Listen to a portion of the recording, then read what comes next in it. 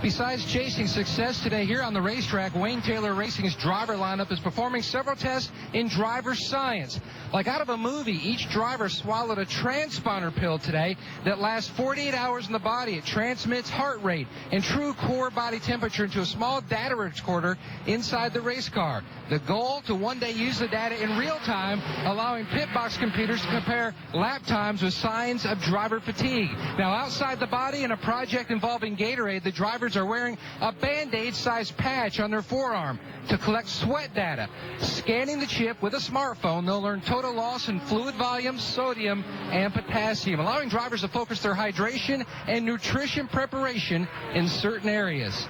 And by the way, after Ricky Taylor did his first long stint, came in, they checked him out, scanned him, his body temperature 101.8. Now, if you guys were back in the studio and you had a 101.8, we'd be taking you to urgent care. Here, that means you're up on the wheel. Oh, you know, I mean, you're exactly right, Matt. And Tommy, I know that when you drove, everybody was somewhat conscientious, but, you know, our good friend Dorsey Schrader, I think about the shape and the things that he did in a race car, and boy, the science they would get from scanning things on his body.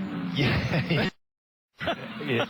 you might think he was flatlined. Well, there you go. But it's funny because, I mean, you do the best with what you know at that time. I was fortunate. I was raised by a dad that was always kind of at the leading edge of all the stuff, hydration and diet and so forth. And I used to kind of not talk about it a bunch because I felt like maybe that was something that was a little bit of an edge. But we used to just drink as much fluid as we could, as long as you were going to the bathroom frequently. Well, now they found out you can overhydrate, and it's not quite as bad as underhydrating. So they're really getting better and better at every aspect. Not only the data coming out of the cars, now the data coming out of the bodies. And I actually talked to the guy that developed that sensor last year, and he was trying to get some guys to try it. To swallow it. Well, no, the skin one. The skin one. Okay.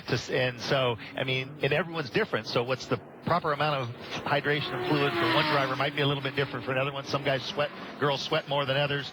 I guess girls glow, they don't sweat, but you get the picture. The machine inside the machine, and that's the driver. And Wayne Taylor Racing looking at trying to improve the driver performance, whether it be hydration, nutrition. And we talked about the transponder pill. It's almost like a transponder on a car. Every time it goes by, it clicks off the lap. But you've got a transponder inside you, so that way they can, download that information each time you get out of the car. And when you got out, it was almost 102 degrees.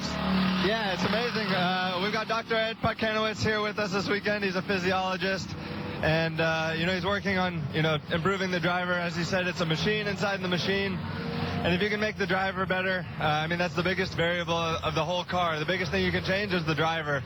And so, if we can get the most out of us, I think, that's going to save us money to improve other parts of the car, more and more down the road. So, first thing to improve is the sloppy drivers in the car, and it's really interesting with the body temperatures. Like you said, my core body temp at 102 was super interesting to hear. And he's gonna work on some formulas to understand driver strain and when you reach your limit, and all that is just where my geeky side comes out, and it's gonna be pretty cool. I'm looking forward to it. Now, all three are wearing the patch for the sweat test. Now, of the three, which one dehydrates fastest?